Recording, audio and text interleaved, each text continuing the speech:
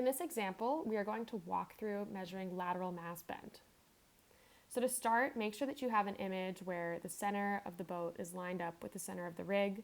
In this case, we have a flagpole here on the back of the boat with a blue stripe on it, and this helps us determine what image is suitable for analysis.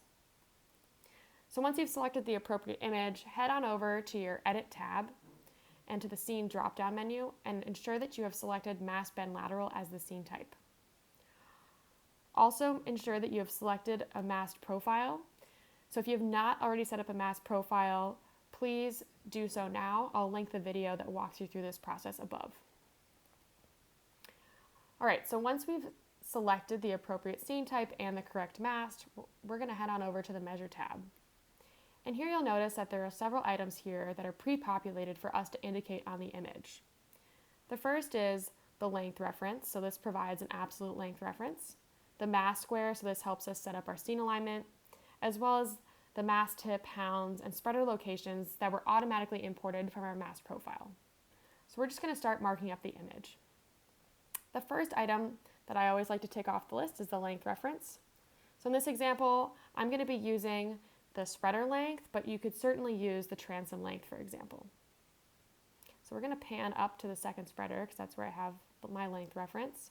And you'll notice that I'm clicking on length reference and the text is highlighted in blue, which shows that it is the active object. I will do the same thing for the plus button, and then I can drop 2 points on the image, and that will be my length reference. The next few points that I need to drop on the image are for the mast square. And this is where I will use the 2 dots that I have on the transom of the boat to draw a straight line across. And now I can click anywhere for the third point and a perpendicular line will automatically appear to that transom line.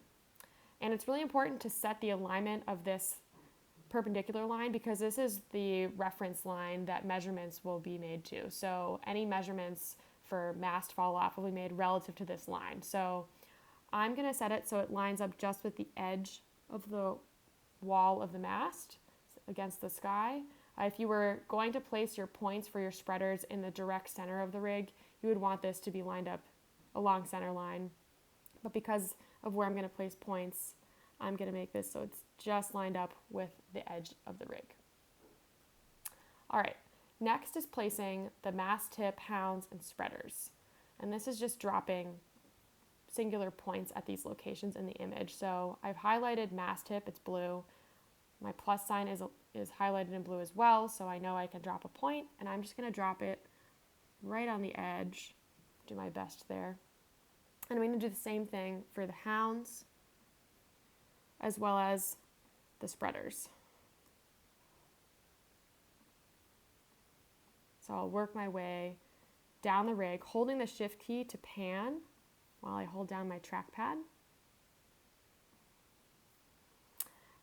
And with that, I can save this and have my mast measurement reported. But I want to take a few minutes to highlight a couple of other features that are included in the mast bend scene.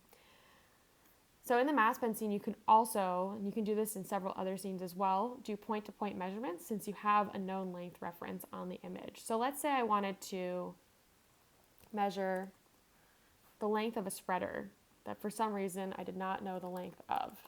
Or I wanted to measure, say, the length of the main sheet. I can simply drop 2 points. So let's do this on the main sheet. I'm going to drop point A here at the base of the traveler car, and I'll drop point B up here by the boom. And now I can create a new point-to-point measurement. So I'm just going to label this main sheet and select point A to point B. And now the actual distance between these 2 points will be reported when I view my results. So I'm just going to hit save and then select the view button on the upper right hand corner to view my results.